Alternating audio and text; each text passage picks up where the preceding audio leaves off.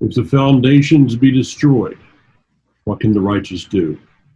It's a question that was asked by the psalmist in Psalm 11, and I believe is a question that's being asked today for all of us. Barry, good morning. How are you this morning? Then we'll get going with that. Physically, I'm fine. I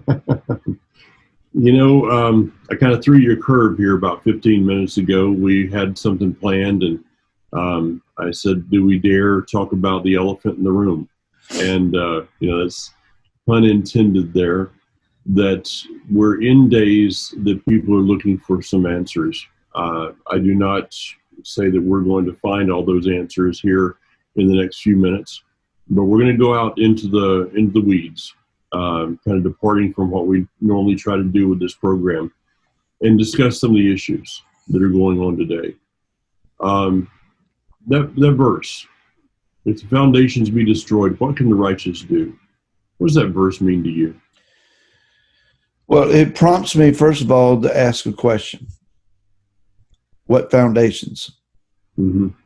If it is the foundations of the Torah, if it is foundations of truth, and they appear to be shaken, I stand on the truth that I know. The Torah is, I can understand it. The Torah is truth. So while it may appear to be questioned or challenged, you stand on it. If it is the foundations of our society, Mike, we count on a certain foundational structure for the good of our society. All nations do. I mean, it's rare that you see a nation that is raised up bent on chaos and absolute anarchy as the model for its people. That can't survive. There is this innate desire for family and for security and for a sense of well-being. The basic human element and need is you have to have food and water and shelter. If you don't have those three, you'll die. You have to have some sense of well-being about yourself, or depression will kill you. Mm-hmm. So if it's foundationally failing to the place where we abandon hope of certain things, the only thing that we can do is what happens in this coming weekend's Torah portion. In chapter 2 of Shemot or Exodus, it says that the people cried out. Yeah. It got miserable to the place that it was beyond all hope. And without formations of words necessarily, they cried out, and the anguish of their cries of pain, Yah interpreted as their need of deliverance. The idea is that he gets provoked to remember the covenant. It's not that he ever forgets the covenant. But in my feeble interpretation is that he is provoked to defend the covenant. And that's what we need in our day. We've come to these last days. You put us here strategically in these last days on purpose. Why us in this generation, we don't know. We don't see ourselves as that kind of resilient people, but we must become them. So help us. I taught about this. I've taught it numerous times, Barry, that when it says that they cried out, and I find it, I just taught at Hanok, and I find it, of course, fascinating that the Torah portion that we're in is just once again, just lines up with society and the events that are happening. It says that they cried out. It does not say they cried out unto Yah. It just says they cried. Yeah. And it dawned on me as I was teaching for this week's Torah portion that as they're crying in Egypt, There's a man on the backside of the desert that's been crying for 40 years. Huh. He's been crying because he feels he's a failure.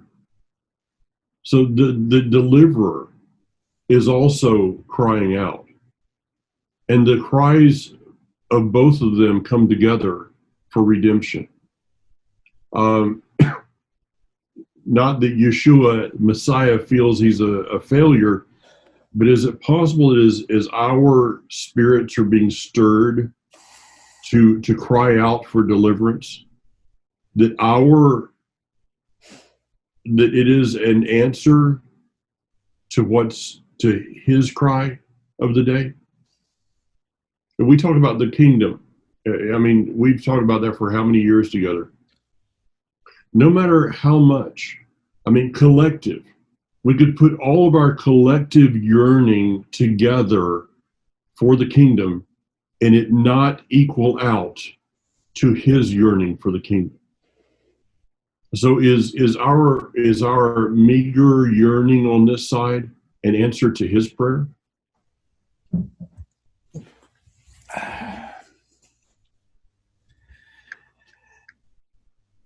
I'm struggling. I'm struggling with a lot of different thoughts today. Yeah, Uh, I think we are. You know, I was already read up and ready to go in another direction, and then whoop, here we go. Instant in season, out of season. Well, that we are. I'm going to say something controversial. No. And Mike Clayton doesn't have to agree with me. And you're welcome to send me your political cards and letters, and that's fine. I believe personally, the last 4 years, we have had a president in this country who did not represent either of the two main political parties. And during his tenure, there's been a lot of exposure of things, a lot of personalities that we thought were maybe on quote unquote our side, whichever side you think it is that you're on, only to be revealed as, wait a minute, they're in it for themselves and it's for a system and it's a political, the political divide between the two parties is only about paper thin. That basically they had roles that they played and it was all slaps on the back and guffaws of laughter when the cameras were off. And we thought, we've been fooled. For 4 years, we've had a man in the White House, a man in his family, that said, and I believe what they were saying is genuine, we're here for you. So we looked at the way that we dealt with nations in the earth, and he said, it's not right, it's not fair. We're being taken advantage of here. And he sought to correct those things. We were told your jobs are gone, they're never coming back. We're going to have to evolve into a different kind of society. He said, I don't believe that. And he fought to bring jobs back. And in the Rust Belt, factories started working again. Jobs were created. Things were moving in areas. You know, he built up our military. There was a sense of well-being and hope that our nation could make a turn. And what happened, Mike, is that people started praying because there was something to pray for. And what I mean by that is when you're locked down in the everyday, nothing is any different, nothing's ever going to change mindset, the people just kind of get lethargic, and we pray over Sunday morning or Shabbat afternoon sermons and teachings and leave it alone at that. But there began to be hope for this nation to become something more.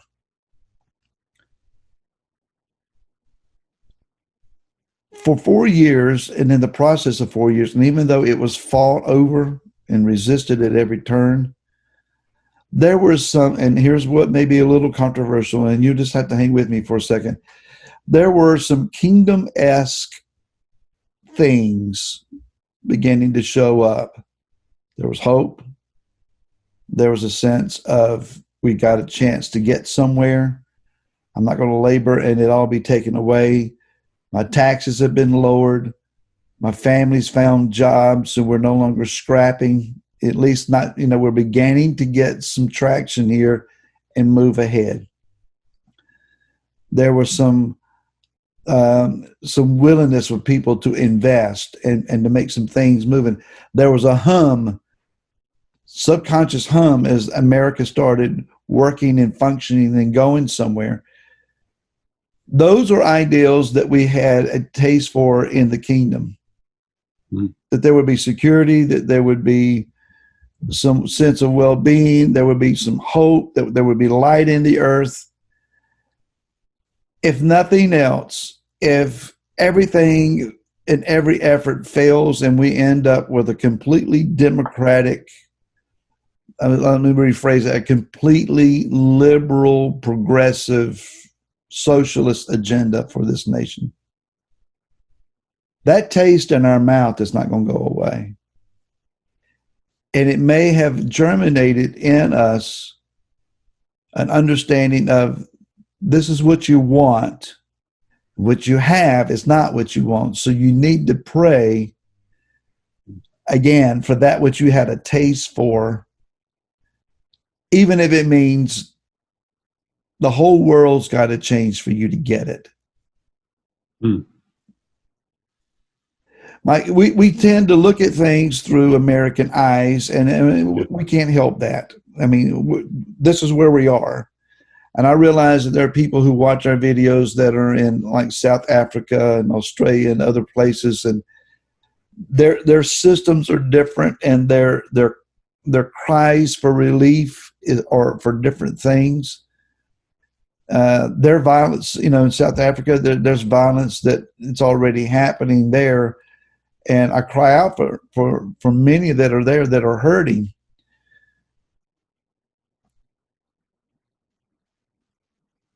If it were not for the last 4 years, I don't know that anybody would have prayed for the kingdom. But for just a little while, we've had we've had the appetizer, perhaps, the first taste of an appetizer about what the kingdom could look like. I don't know that people had any awareness in recent years of what the kingdom would be like, and why even pray for it. We were just kind of dumbed down into the mundane of everything. There's a spark. There's an energy in this nation looking for a place to express itself. So if nothing else has been accomplished, I think the Father has used the last 4 years to germinate that. How do we pray at this point? My heart has been opened up in the last year, especially, that the kingdom of darkness, the sons of darkness, some people are literally possessed of the devil, are seeking to rule and reign over us. This anti-Mashiach system thing, mm-hmm. We don't roll over. Previously I thought, well, we run and hide and we're being chased for 3.5 or 7 years, ever how your eschatology works. And only those who survive, live to the end. But most of us are going to be caught by the devil and killed. Well, my theology has changed. And I see that we are to be overcomers. Yeshua, in his address to the 7 assemblies, he called for overcomers. Revelations 12 says that Hasatan, like a dragon, is warring against us, but we overcome him mm-hmm. by the blood of the Lamb, by the word of our testimony, not loving our lives even unto death. And that we are to be known as those who have the testimony of Yeshua and who keep his commands. That's a very unique and small group of people, but we fight the system. I don't see that we're ever supposed to just roll over and say, well, it was a valiant effort, but we lost. You fight, and when the battle seems lost, you fight again. You never stop fighting. When the kingdom comes, we're going to fight. Yeshua doesn't just come to the earth and the kingdoms lay down. There's going to be a resistance. There's going to be war. If we're those that have given up, how will we ever know how to fight? We're in boot camp right now. Okay, I'm off my soapbox. So what we've experienced, what a lot of people have experienced, this taste for something, and not to say that anything of politics can bring the kingdom, No. that no politician should stand in any way beside, well, it's like, Messiah and this person is, no. But I can see where you're going. That there's been some things that have happened. Now, there is an energy within people. There's an energy. We're looking today, and we're at a very, very interesting day. A couple, 3 hours from now, 3.5 hours from now, something like that. The Congress is going to be voting. This day will define. I'm not going to say can, but I will say this day will define the divided states of America, of where this country's going. But there's an energy that's been produced by people who maybe they're not following the Torah, but are people of righteousness. And maybe that energy would then be directed to the right cause. The battle is not about a White House. The battle's about a throne. Now, we could say, okay, we know who wins. That's the biggest cop-out I've ever heard. We know who wins, so I can just sit back like a spectator and I can watch it, kind of like, watching two teams on a football field. You got to get in the game. But let me interrupt you a second, Mike. If that is your mindset, the throne will win, but you will personally lose. Okay, explain that one. If you're not involved, you lose. Yeshua told us the parable of those given talents, and the one who hid their talent was judged. Whatever small gifting or enabling that you have with the Ruach, if you sit on the porch and as a spectator and say, well, let's see how this turns out. Of course, we know who rallies at the end and wins, but I want to watch the game anyway. You have no share in that victory. Okay. Are those the ones that are outside the kingdom with the wailing and gnashing of teeth? I think so. Those that just kind of felt, well, I can just sit back and watch it all happen. So, okay, since we're bringing a people toward condemnation like that, then we have to give some answers. So how do we walk forward in this? Understanding that there's millions of people today that are gathering together in Washington, D.C., protesting, whatever you want to call it. It'll probably be peaceful until somebody from, I'm not speaking this into it, but this thing could end up being a bloodbath today. There is that much anger in this country. Could those same people, though, take that same energy and then direct it toward righteousness? And how do we do that? What are simple steps we do? You're talking about prayer. Yes. Okay, I got that. But then when you say that amen and know that you shouldn't be saying a woman because that's stupidity. Yeah, I know. When you say that amen, you got to go forth and do something. So, I'm looking at what are the practical steps of fighting against the kingdom of darkness. We wrestle not against flesh and blood. We got to take it to another level. But that other level has to have some practical issues.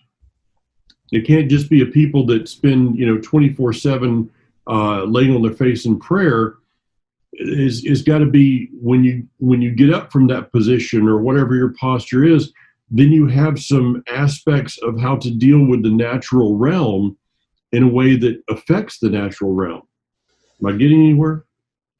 Yeah. The challenge is, how do we do that without crossing certain lines that we can't go back to or go back from? You mentioned the potential, and reports are now that it's not thousands or hundreds of thousands, it's millions of people in DC. And that was anticipated. Not only is there an energy in this group, there is a rage against injustice, perceived injustice. Laura read a report last night that said that they are finding wood and lighter fluid or something of the like and bricks stationed in the city, as if the Antifa crowd is going to be there to instigate something. I would not want to be one of those black suited thugs who tried to start something in the middle of that crowd, because if you ever light the fuse, the rage against the injustice would be unleashed, and it would be horrific. It would be really bad. So I don't know, want to change gears, but let's tap the accelerator a little differently here.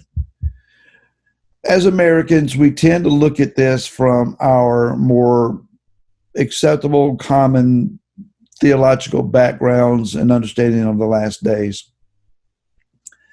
From a Hebraic or Jewish standpoint,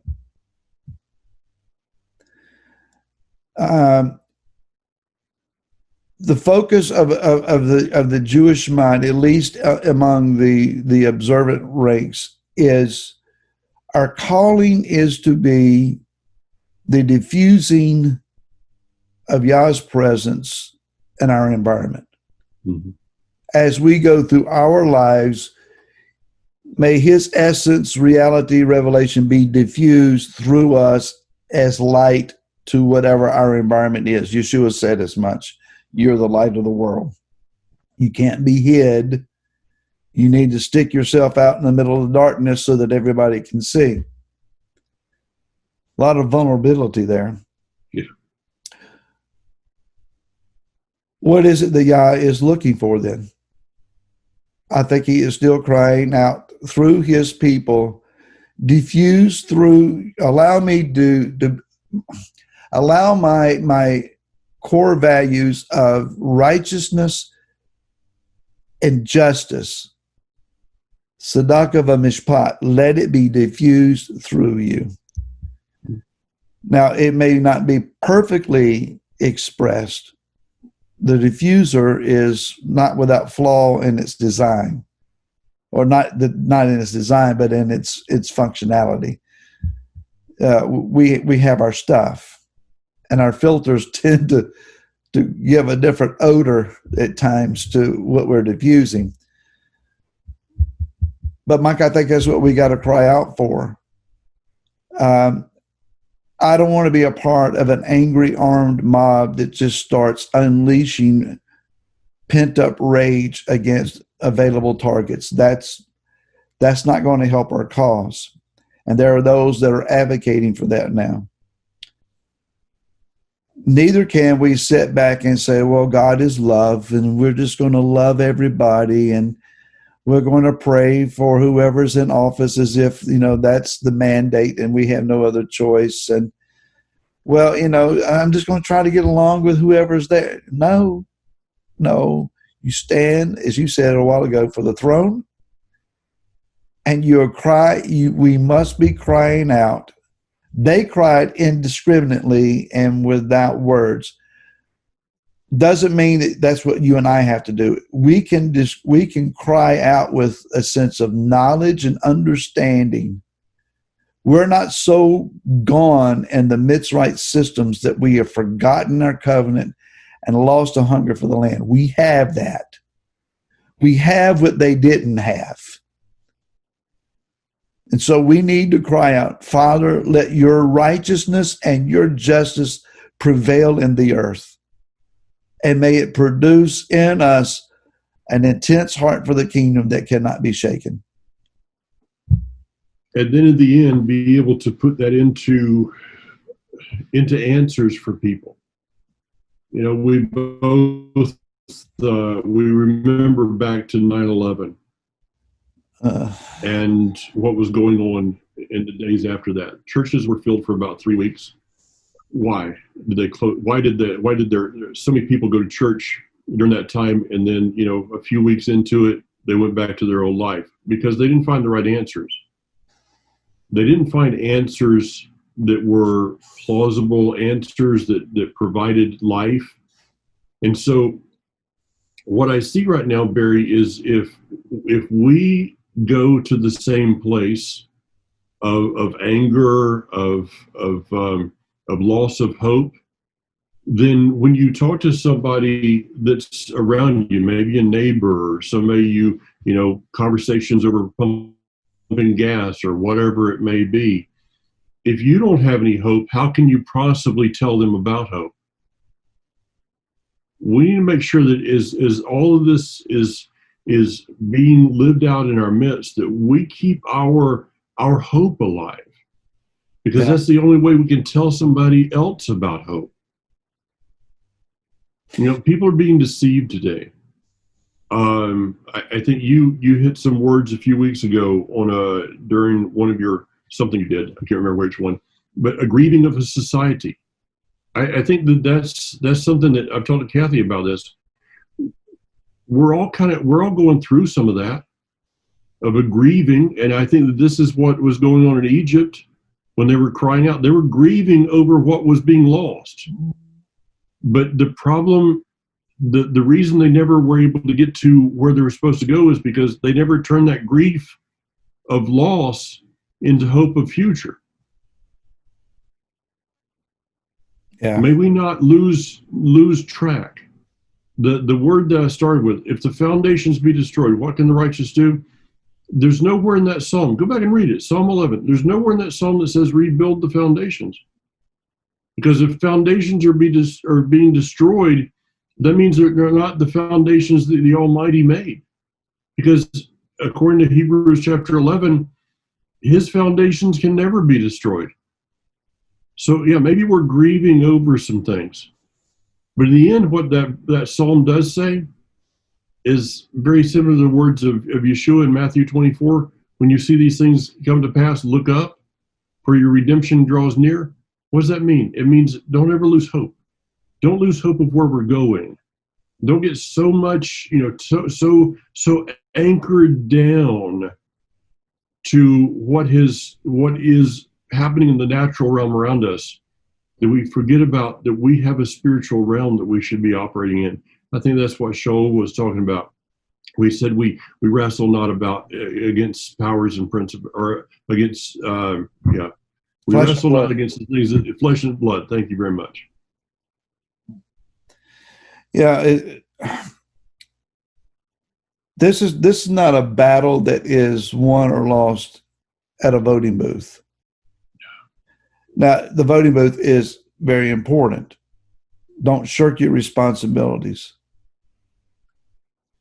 That's just a step. That's just a momentary thing. Yes, it has long-term consequences, but that's what's been preached to us. It's about the political campaign and the political choice. The kingdom, I started to say the kingdom doesn't come on politics, but yes, it does. Politics are going to be mainstream in the production of the kingdom. Yeshua is coming to establish a new political system.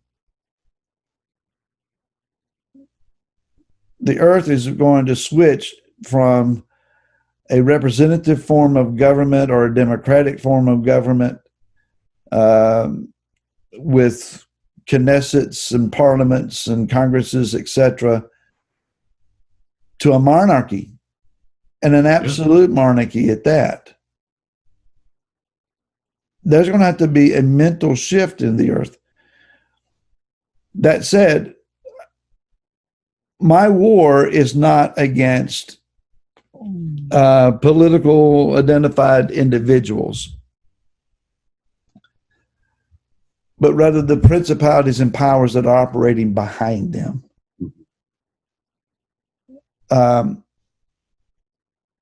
The guy that made the ludicrous prayer a couple of days ago to open Congress,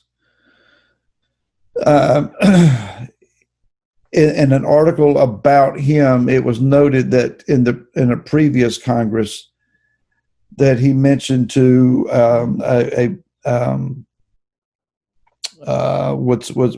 guess it was a Catholic cardinal or something that was there, that the man looked at him and said, "There is something evil in this place." And he mentioned, "I'm not talking about a person. There is something evil." Oh, yeah. And so he wanted to come in the next morning and do an exorcism. Mike, you don't cast out principalities and powers. No. Demons, yes. A principality or a power is a rank of a dark authority that has to be displaced. If the power is that of I don't know, let's say jealousy. I use jealousy since I preached about this past weekend. Then what is the righteous cause against jealousy? Would be brotherly love, perhaps. So you began to seek the Father to enable the development of brotherly love to the place it displaces brotherly jealousy. Mm-hmm. Whatever, you pray that the opposite of Yah's heart would be the major influence. You push it out. If you take a glass and you put detergent in it, dish soap, and you start running water in it, it'll suds up. If you just leave it under the faucet and let clean water run in, eventually the suds will all roll out the top, and what will be left will be a clean water. The clean water has displaced the detergent. And that's what you Father, flood us.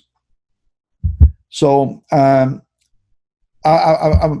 wrap up with this, Mike. There is Mark Webb from Arizona, a fellow brother that studies the signs in the heavens quite effectively. Says that in this time frame, I think between now and sometime in February, the predominant sign in the heavens, and I think the moon or the sun moves into that area, is the sign where the water, is it Aquarius, I guess, where water is being poured out. Yeah. Yeah. It's up to us to pray now. Is that outpouring going to be an outpouring of the Ruach HaKodesh or of judgment? We need to pray, Father, send us an outpouring of your presence and your spirit. And it could be that Yah will do that to heal a people. Amen. If you push people into a place of complete despair and brokenness, they'll either cry out and receive healing, or they'll act in rage. Yeah. It doesn't take much explanation to see what the end results of those two things would be. True. Well, if it is judgment, the words of David, in judgment, remember mercy. Oh, please, yeah. Yeah. All right, Barry. Well, we'll see what the day brings. God willing, we'll be kind of back on a different track next week. There's too many political pundits out there. We don't need to get into into that all the time. That's not the purpose of this program, but we just felt like today, kind of sprung this on Barry, but he said, yeah, let's run with it. We just kind of felt like we wanted to put together something that maybe could give you some confidence, give you some hope as these next days progress. All right. Amen. Shalom, Barry. Shalom, bro.